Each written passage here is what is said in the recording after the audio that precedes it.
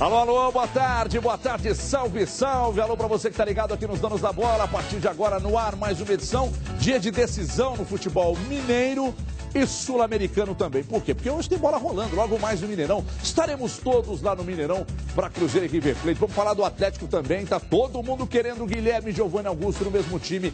Hoje o nosso convidado é Juliano Bozano, presidente da Comissão de Arbitragem da Federação Mineira de Futebol, para a gente falar principalmente sobre essas mudanças, essas novas orientações repassadas aos árbitros e já cumpridas no último final de semana. A gente fala de tudo isso daqui a pouco com os nossos intrépidos comentaristas, mas agora eu tenho um recado para você. Meu amigo telespectador, já falei por diversas vezes aqui, sobre a Socicar.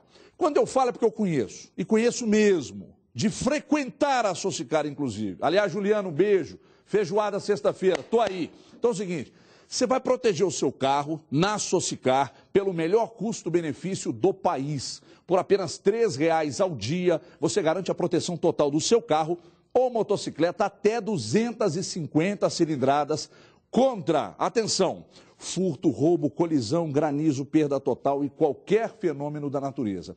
E olha que maravilha, a assistência técnica da Socicar é 24 horas por dia. Então, se você está viajando, como a Kika, que está indo agora para Punta Cana, o carro estragou ali em São Paulo, em caso de pane, pneu furado, chaveiro, reboque, ou seja, precisou da Socicar, você tem em todo o Brasil a proteção e a segurança que você precisa. O que você está esperando? Ligue agora para 3353-4540 e adquira a proteção para o seu veículo ou motocicleta até 250 cilindradas. E hoje tem promoção mais uma vez. Está aqui, ó, checão de cinquentão.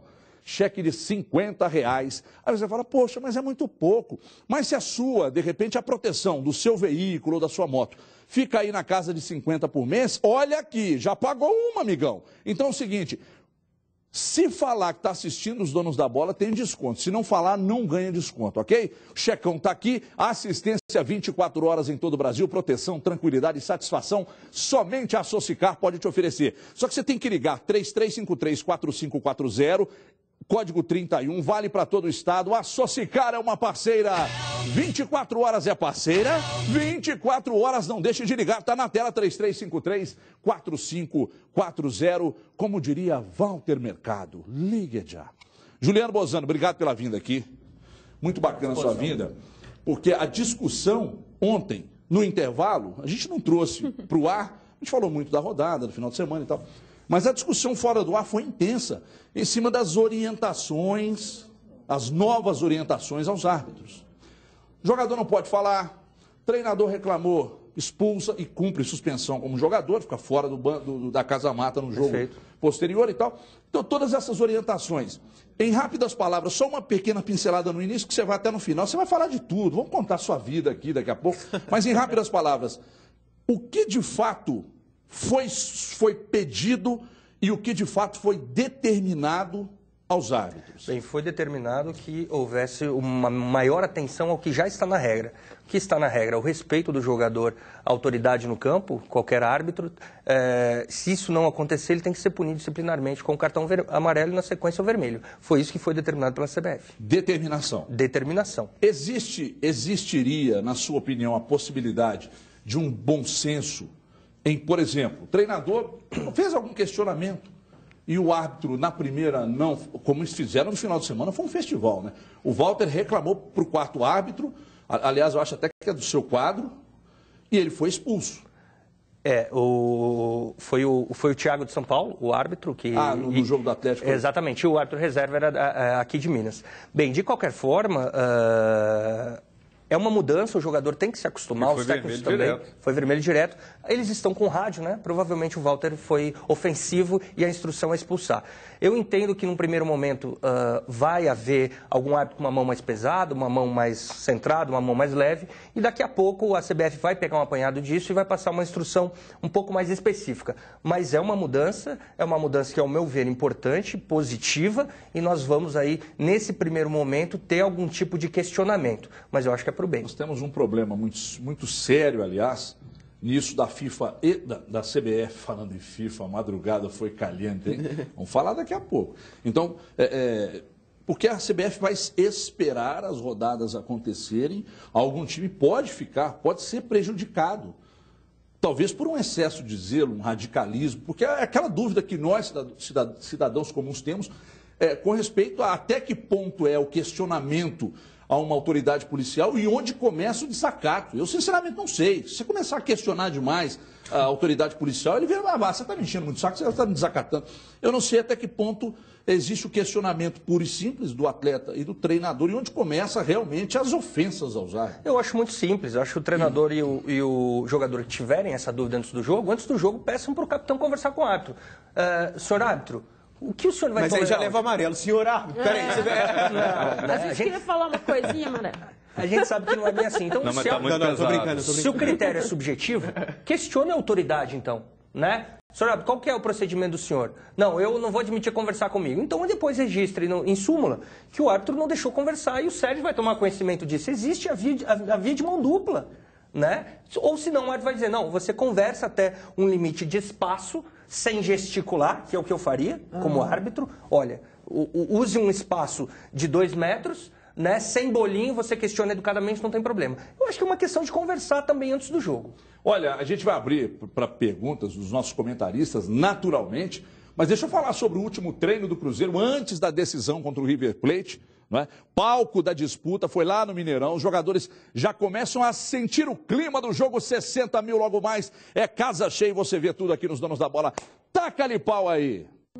O clima descontraído entre os jogadores no rachão ajuda a aliviar o nervosismo. Às vésperas da decisão que vale vaga nas semifinais da Copa Libertadores, no Cruzeiro a ordem é seriedade e foco no confronto desta quarta-feira. A Libertadores é sempre complicado, né? Chega na fase decisiva, não pode dar bobeira. Então, ainda mais quando se encontra um time argentino. Alisson e Gabriel Xavier treinaram normalmente e estão à disposição do técnico Marcelo Oliveira. O Cruzeiro vem com força máxima e promete ignorar a vantagem no confronto para buscar a vitória dentro de casa. A gente vai sair, como vem mostrando aqui na última partida no Mineirão, vai pressionar, mas também tem que assegurar nossa defesa, que eles também vão sair com tudo, vai querer fazer o gol rápido. No último treino, antes de enfrentar o River Plate, os jogadores do Cruzeiro começam a sentir o clima da decisão. O campo de jogo vai ser este mesmo, mas as arquibancadas e o barulho vão ser muito diferentes. A expectativa é de quase 60 mil torcedores. O estádio vai se transformar em um caldeirão, típico de grandes jogos. Vai dar um frio na barriga, como sempre, como todos os jogos. A gente falar que não dá, mas dá sim, porque qualquer pessoa no mundo queria estar no nosso lugar. Vai ser bastante importante o apoio da torcida e como você falou, vai estar lutado, vai estar cheio e a gente tem que sacar vantagem disso também. Depois da vitória sobre o River Plate na Argentina, os jogadores do Cruzeiro esperam fazer outra grande partida. Apoio não vai faltar.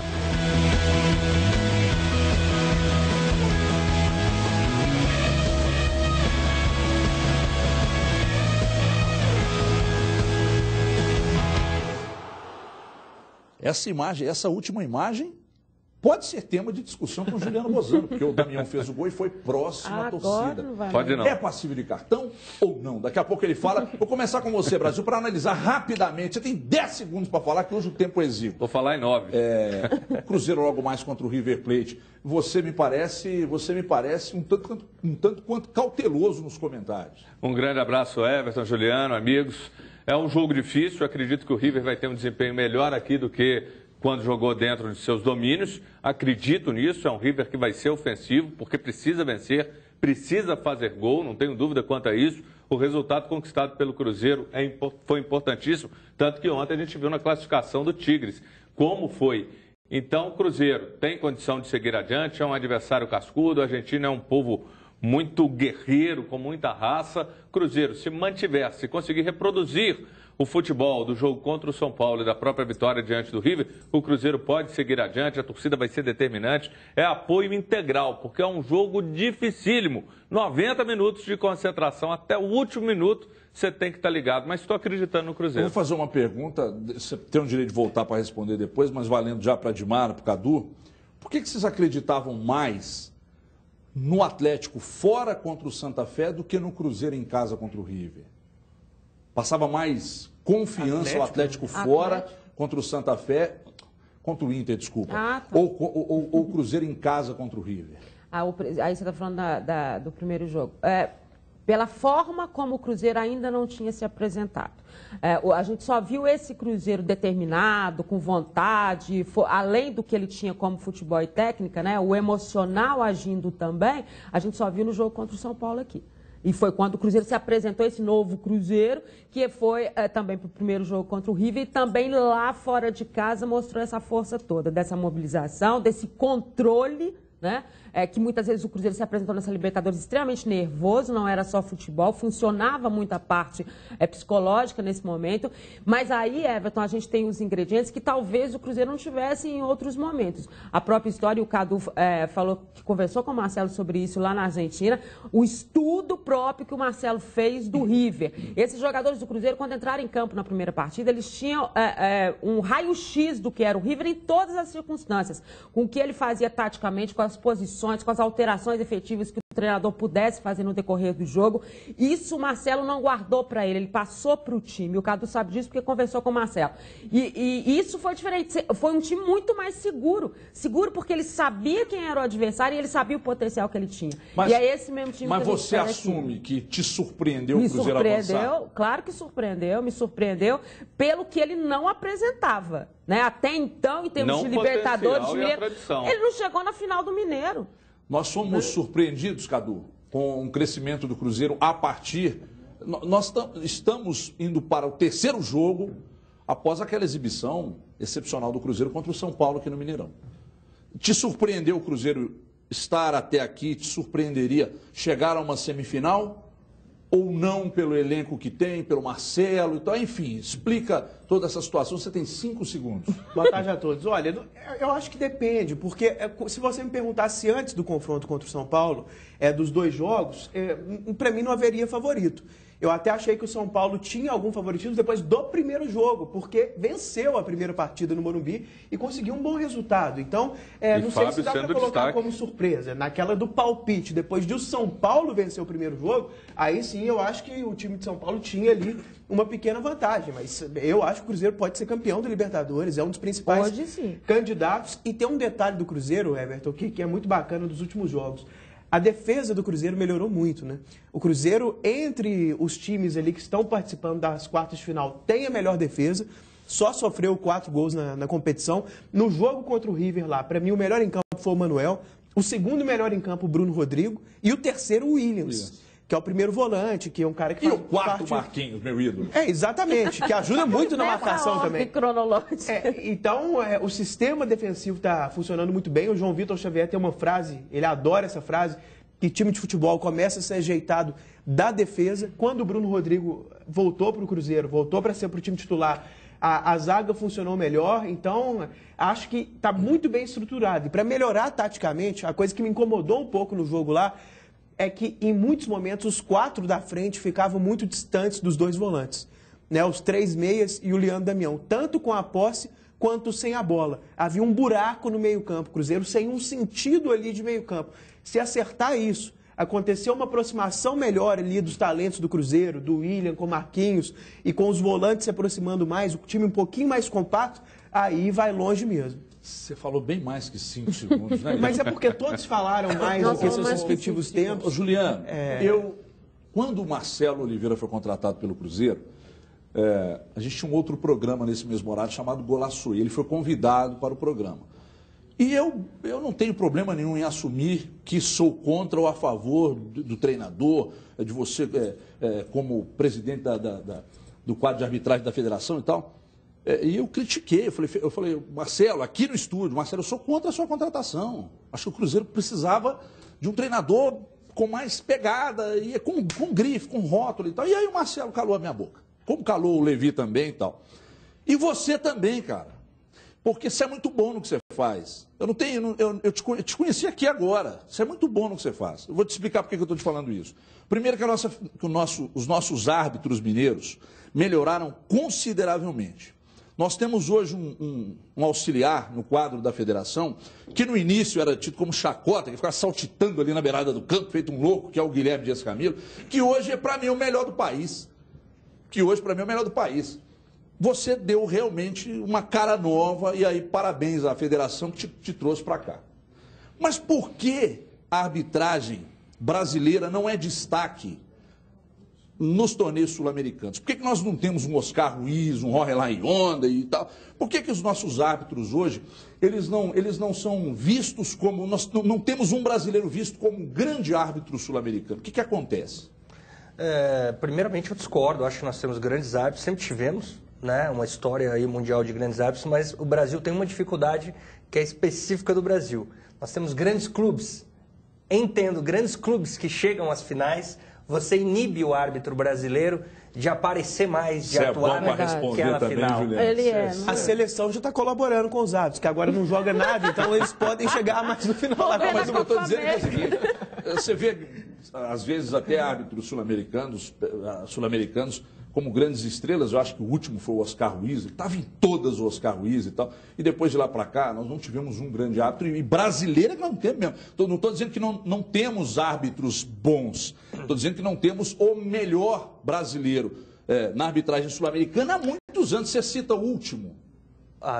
É difícil lembrar. Mas o Márcio Rezende teve muito prestígio. Rezende, olha o tempo. Carlos Eugênio Simon. Tempo que temos agora o Sandro Ritt, temos o próprio Ricardo Marques. O Sandro Ritt, pelo amor de Deus. O Sandro Meirahit, que inclusive a torcida do Cruzeiro é apaixonada por ele. Né? Não, o Sandro...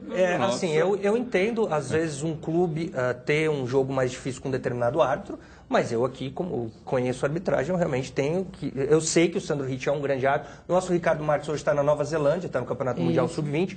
Então, eu acho que, por nós sermos grandes clubes, você acaba não tendo árbitros em grandes jogos. Semifinal de Libertadores, final, isso você acaba... O árbitro não tem esse crescimento, essa experiência, e essa experiência acaba faltando.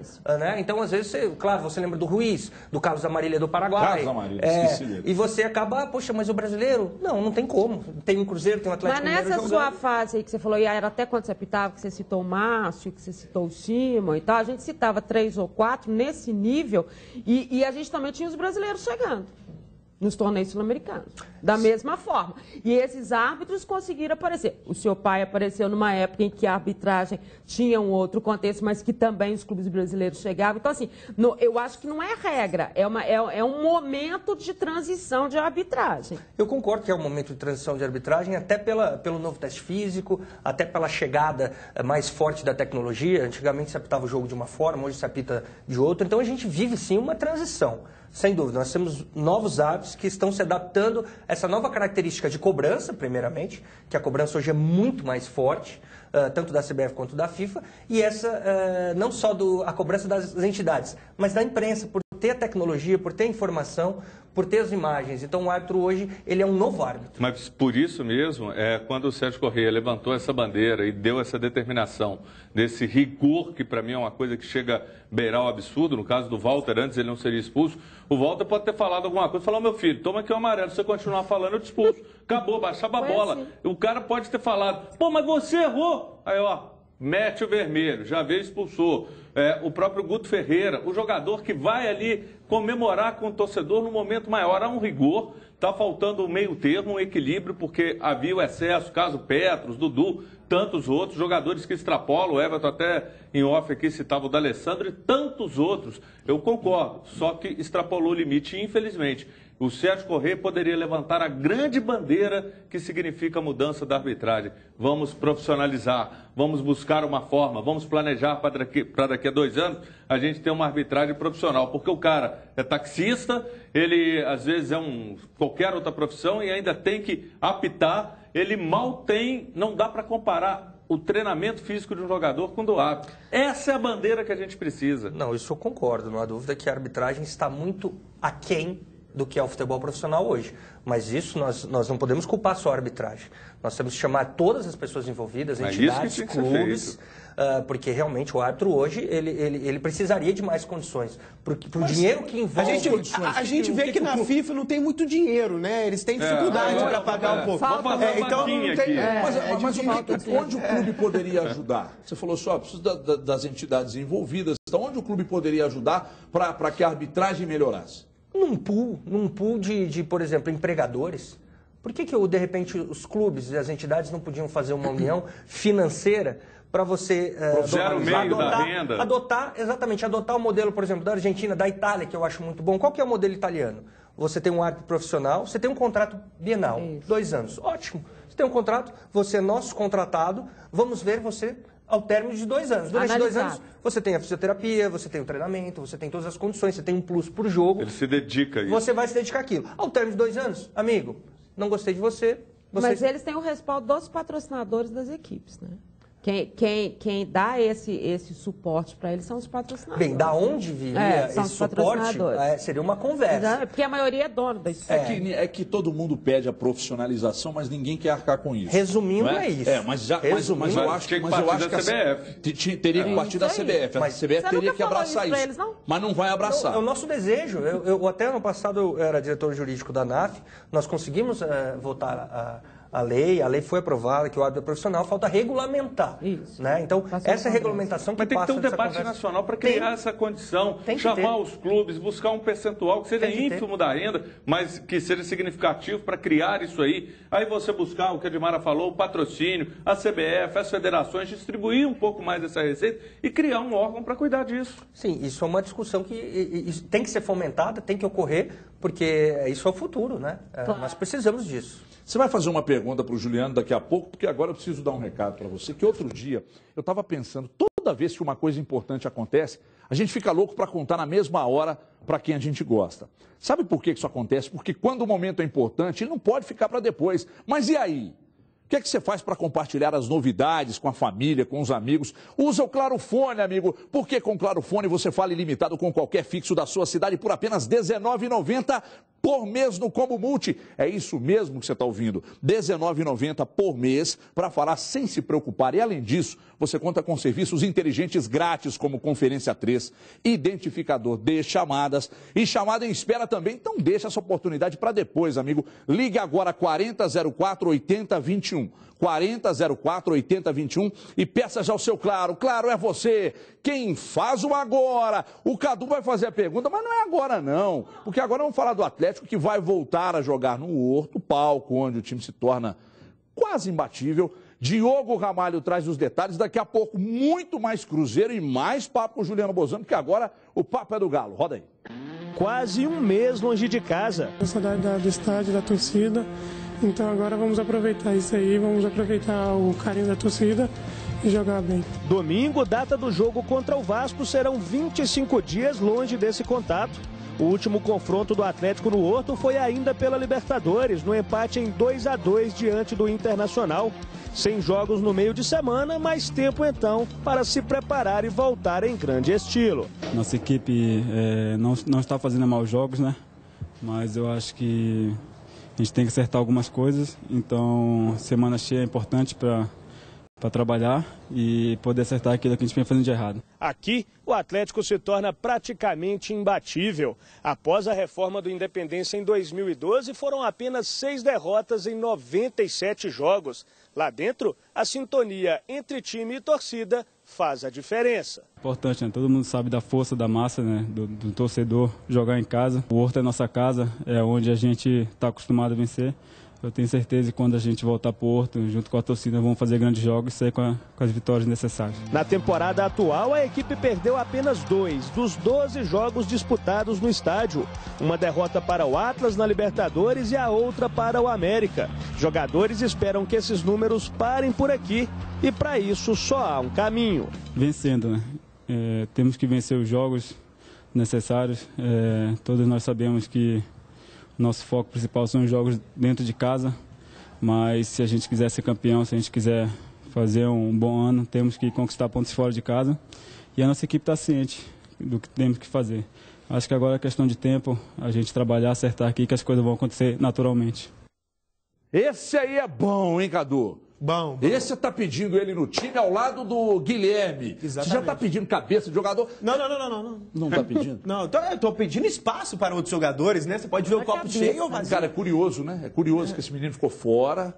Aí, contando essa história aqui, inclusive, nós contamos isso acho que na segunda-feira, que todo mundo já sabe também. Ficou fora uma temporada e tal, e todo mundo de olho nele. Ele arrebentando no Figueirense. De repente ele vem, aí a diretoria entrou muito bem, né?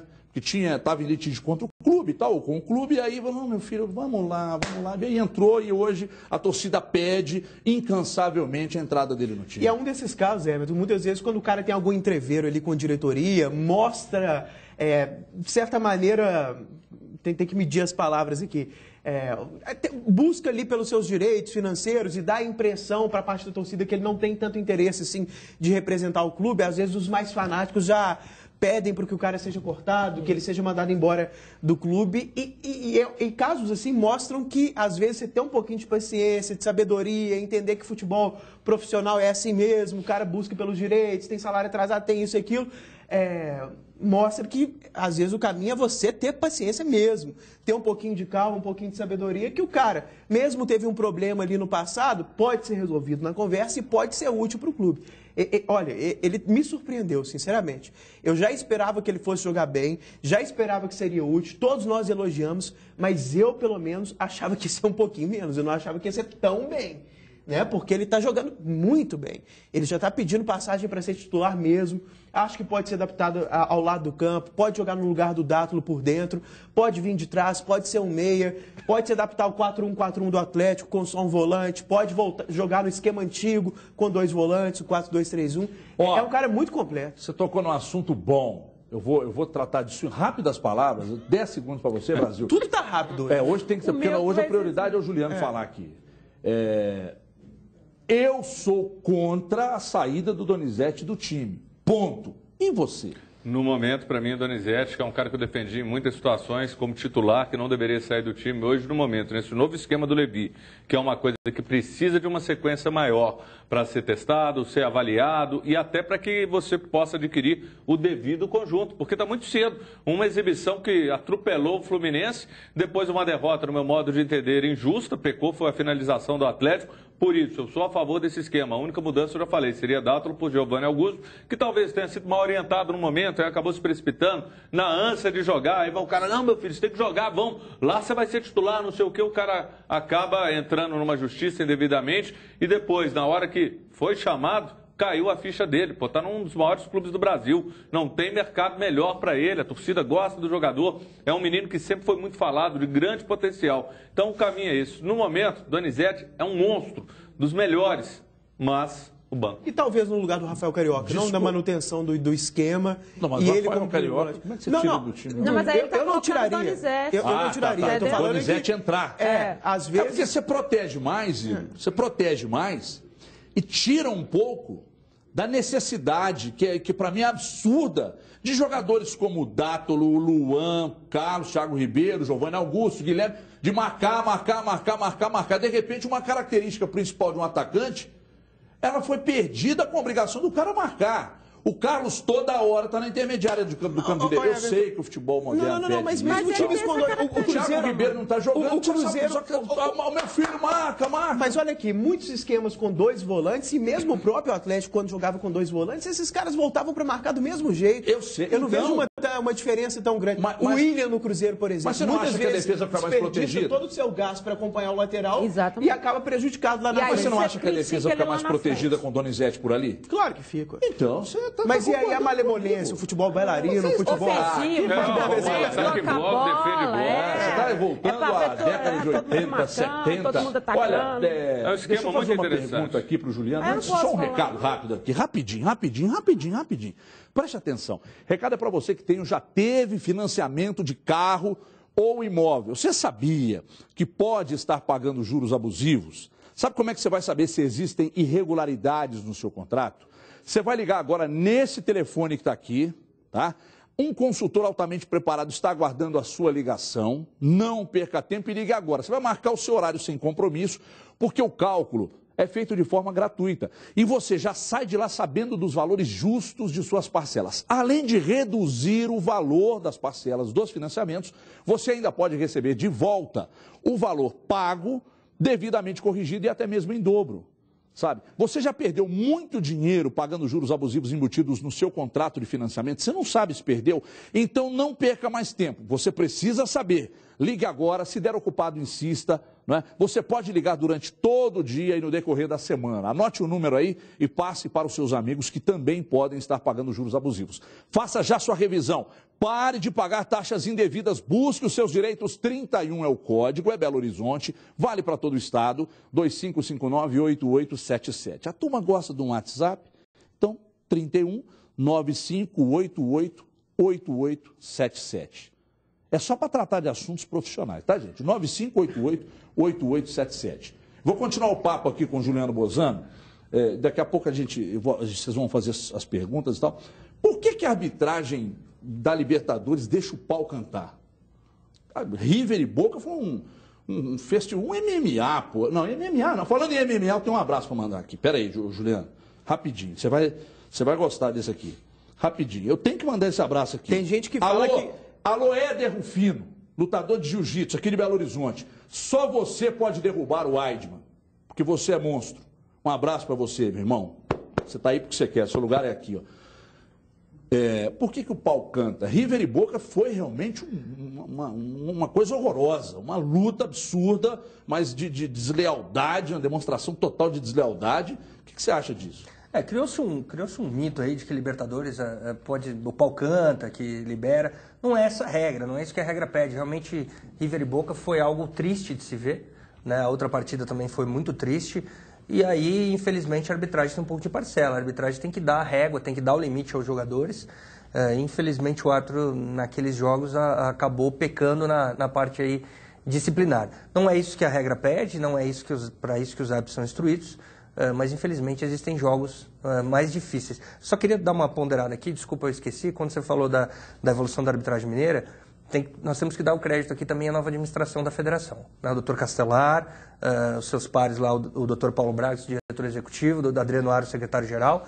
Tudo que eu pedi, toda a autonomia, me dada toda a autonomia para trabalhar, parte financeira, inclusive, a federação investiu muito dinheiro na arbitragem. Você está ganhando bem, então. Né? Você está ganhando muito, você está agradecendo o salário. Na agora verdade, ele está remunerado. A minha parte é mínima porque eu gosto do que eu faço, mas equipamentos, né? Equipamentos, psicóloga, preparador físico, então isso é tem que ganhar bem mesmo, porque ele está em todos os jogos, inclusive jogos péssimos, ele está lá, ele está acompanhando, módulo tá, 2, o cara é trabalhador. Será o presidente do quadro nacional de arbitragem muito em breve, e eu estou falando, e eu serei o presidente da CBF. Olha aqui, vou para um rápido intervalo, 2 minutinhos só, não saia daí, daqui a pouco vamos falar muito mais sobre o Cruzeiro, principalmente que joga hoje contra o River Plate. Os jogadores estão todos ligados lá no hotel, na concentração, aqui no programa. Até já.